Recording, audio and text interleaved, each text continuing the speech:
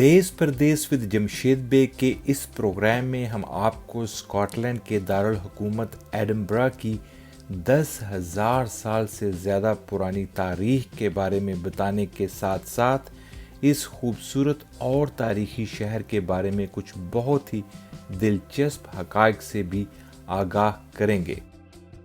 بہت سارے اسکاٹش شہریوں نے اس اتحاد کی مخالفت کی، جس کے نتیجے میں شہر میں فسادات ہوئے۔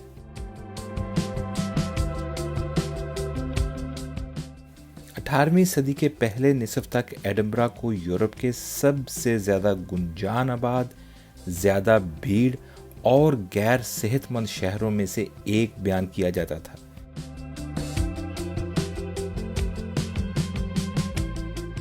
سن 1745 میں جیکب بائٹ کے عروج کے دوران ایڈنبرا پر بہت مختصر طور پر Jacobite highlander army نے انگلینڈ کی طرف معرکہ آرائی کرنے سے پہلے قبضہ کر لیا۔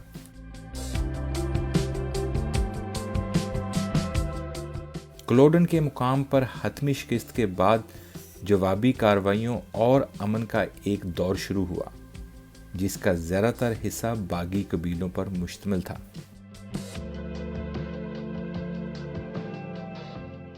18ویں صدی کے دوسرے نصف میں یہ شہر اسکاٹش روشن خیالی کا مرکز بن چکا تھا، جب ڈیوڈ ہم، ایڈم سمتھ، جیمز ہوٹن اور جیمز بلیک جیسے مفکرین اس شہر کی گلیوں کی زینت بنے۔ ایڈنبرا ایک بہت بڑا دانشورانہ مرکز بن گیا۔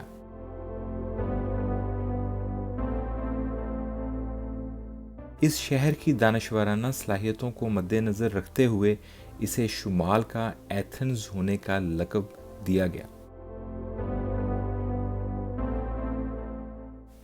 18ویں صدی کے ایک novel the expedition of Humphry Clinker by Tobias Smollett میں ایک کردار نے ایڈنبرا کو جینیس کا گڑھ قرار دیا۔ ایڈنبرا اسکاٹش کتابوں کی تجارت کا ایک بہت بڑا مرکز بھی تھا۔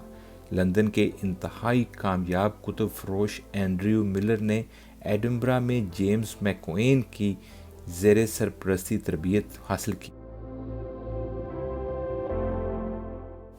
سن 1770 کی دہائی کے بعد سے پیشہ ورانہ اور کاروباری طبقے نے شہر کے گنجان آباد علاقوں سے ہجرت کرتے ہوئے شہر سے باہر کشادہ علاقوں میں رہائش اختیار کرنا شروع کر دی، جس کے نتیجے میں پرانے شہر کا علاقہ آہستہ آہستہ ویران ہو گیا۔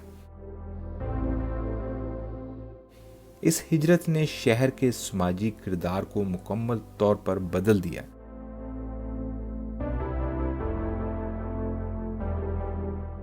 اس ترقی کے سب سے بڑے مورخ کے مطابق سماجی احساس کی وحدت پرانے ایڈنبرا کے سب سے قیمتی ورثوں میں سے ایک تھی، اور اس کے غائب ہونے سے بڑے پیمانے پر افسوس کا اظہار کیا گیا۔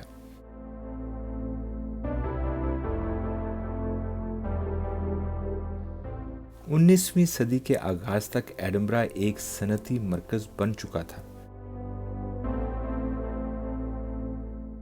ایڈنبرا کی روایتی صنعتیں مسلسل ترقی کرتی رہیں، اور ربڑ اور انجینئرنگ کے ساتھ ساتھ دیگر نئی صنعتوں نے بھی شمولیت حاصل کی۔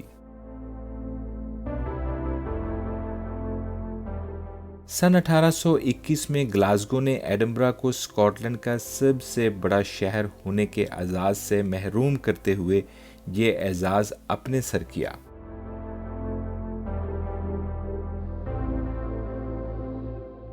پرنسس اسٹریٹ اور جارج اسٹریٹ کے درمیان کا علاقہ شہر کا ایک بڑا تجارتی اور شاپنگ ڈسٹرکٹ بن گیا۔ یہ ترقی جزوی طور پر 1840 کی دہائی میں ریلوے کی آمد سے ہوئی۔ شہر کا پرانا حصہ بہت تیزی سے ایک خستہ حال بھیڑ بھری کچی آبادی میں تبدیل ہو گیا۔ یہاں اموات کی شرح زیادہ تھی۔ سن 1860 کی دہائی میں لارڈ پروووسٹ ولیم چیمبرز کی سرپرستی میں کی گئی اصلاحات نے اس علاقے کو بنیادی طور پر وکٹورین اولڈ ٹاؤن میں تبدیل کرنا شروع کیا۔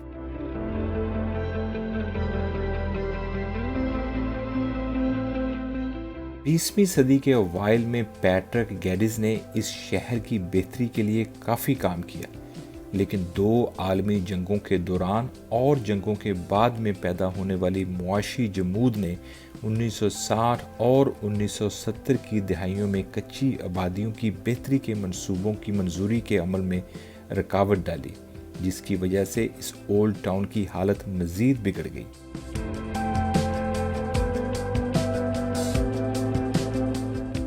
سن 1990 کی دہائی کے بعد اسے ایک نیا مالیاتی ضلع، جس میں ایڈنبرا انٹرنیشنل کانفرنس سینٹر بھی شامل ہے، بنیادی طور پر قلعے کے مغرب میں مسمار شدہ ریلوے املاک کی جگہ پر بنایا گیا، جو 19ویں صدی کا صنعتی مضافاتی علاقہ ہے جس میں بنیادی تبدیلیاں آئی ہیں۔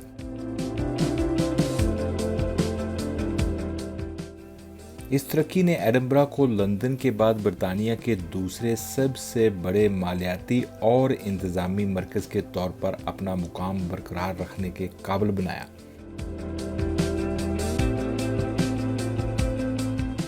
شہر کے مرکز سے مغرب میں 38 ایکڑ اور 6 کلومیٹر پر محیط ایک نئے کاروباری اور ٹیکنالوجی ایڈنبرا پارک کی ترقی نے بھی اس شہر کی بڑی اقتصادی تخلیق نو کے لیے ڈسٹرکٹ کونسل کی حکمت عملی میں بھرپور حصہ ڈالا۔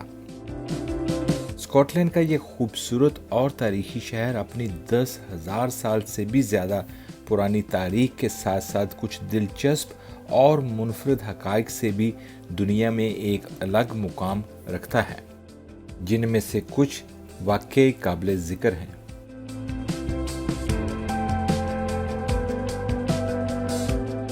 ایڈنبرا میں منعقد ہونے والا فرنج فیسٹیول دنیا کا سب سے بڑا آرٹ فیسٹیول ہے۔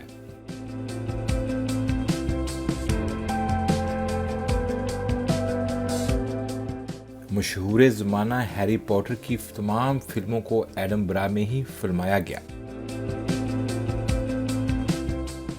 لندن کے بعد ایڈنبرا یوکے کا دوسرا شہر ہے جس کی 75% عمارتیں تاریخی اور سیاحت کے لیے درج شدہ ہیں۔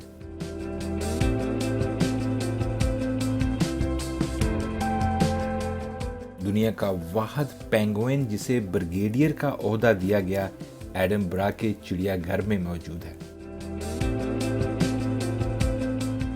ایڈنبرا سے پہلے سٹرلنگ اسکاٹ لینڈ کا دارالحکومت ہوا کرتا تھا۔ ایڈنبرا میں یوکے کے کسی بھی دوسرے شہر کی نسبت آبادی کے لحاظ سے فی سر زیادہ درخت موجود ہیں۔